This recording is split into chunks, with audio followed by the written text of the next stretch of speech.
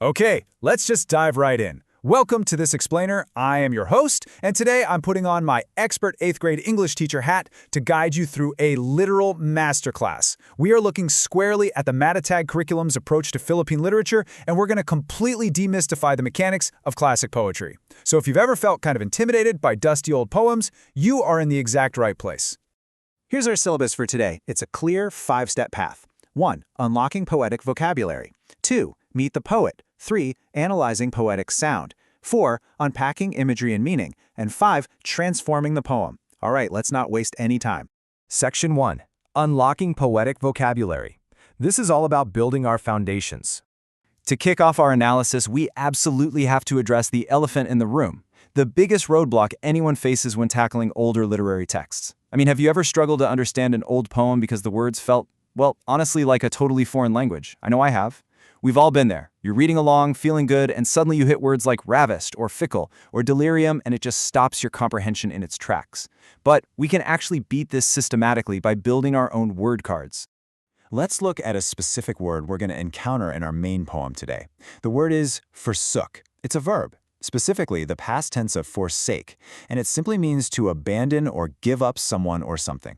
Really, it's just a highly dramatic, super poetic way of saying you left something behind.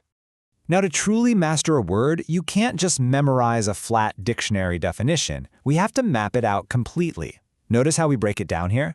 We've got synonyms, like leave or abandon, derivations, so you can easily spot the root in other grammatical forms like forsaking or forsaken, and then collocations, which is just how it actually pairs with other words out in the real world, like forsake your values.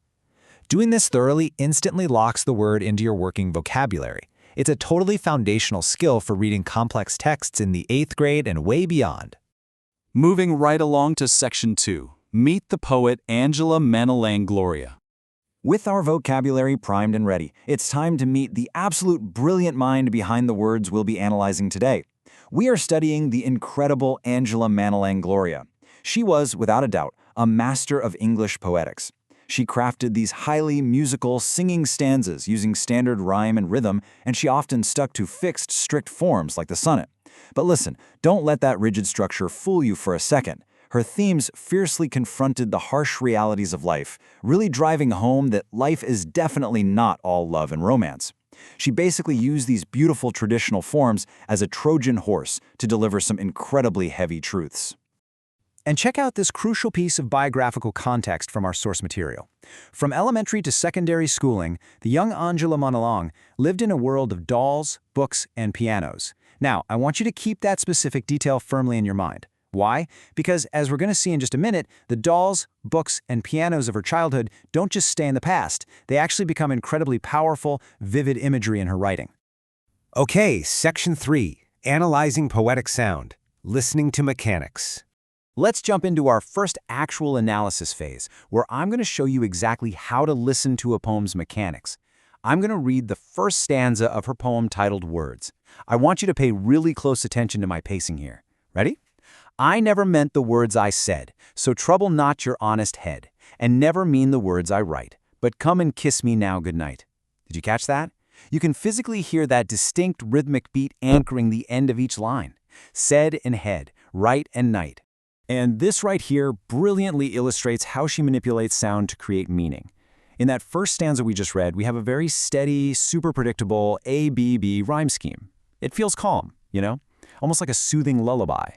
But then, as the poem pushes into the second stanza, she throws in these chaotic words like thunder and spray, and suddenly shifts the rhyme scheme to an alternating A-B-A-B pattern. Thunder and wonder, spray and say. The rhythm itself gets more complex, which perfectly mirrors the turbulent, stormy imagery she's describing. The structure literally matches the emotion she wants you to feel. Which brings us to Section 4, Unpacking Imagery and Meaning, Discovering the Meaning.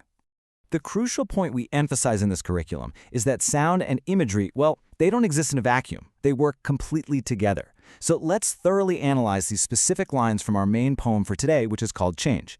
She writes, "The books I ravished by the censored score, music that like delirium burned my days." Remember that biographical detail we talked about earlier, the one about her childhood with books and pianos? Boom, here it is, completely transformed. In these lines, she doesn't just casually say, "Oh, I liked reading and playing music." No, she uses intense figures of speech. She compares her passion for music to a burning delirium. And that vocabulary we unlocked earlier, words like ravished and delirium, it's what makes this imagery so incredibly visceral and powerful. Then, she concludes the poem with this absolute gut punch of a stanza. Listen to this.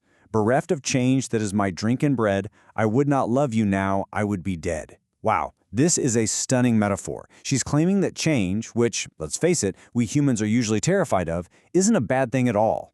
She's saying it is her drink and bread, a fundamental, absolute necessity for life itself. Without change, she argues, she couldn't even experience love.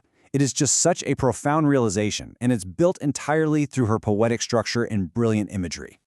So, to really lock in our understanding of all these different layers, we synthesize our findings using what we call the one-pager analysis tool. Honestly, this is how you truly master poetry comprehension.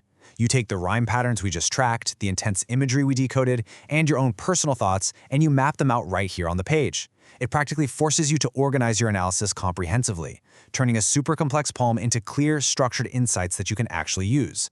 Finally, Section 5, Transforming the Poem. Finding your unique voice. All right, now that we have comprehensively unlocked the mechanics of her poetry together, it is time for the ultimate challenge. We aren't just reading today, we are creating. I challenge you to transform Angela Manal and Gloria's poem, Change, into your very own voice by following these 5 transformation steps. Here's what you do. Systematically alter the text. First, replace her specific words with yours. 2, add new images that reflect your own childhood, not hers.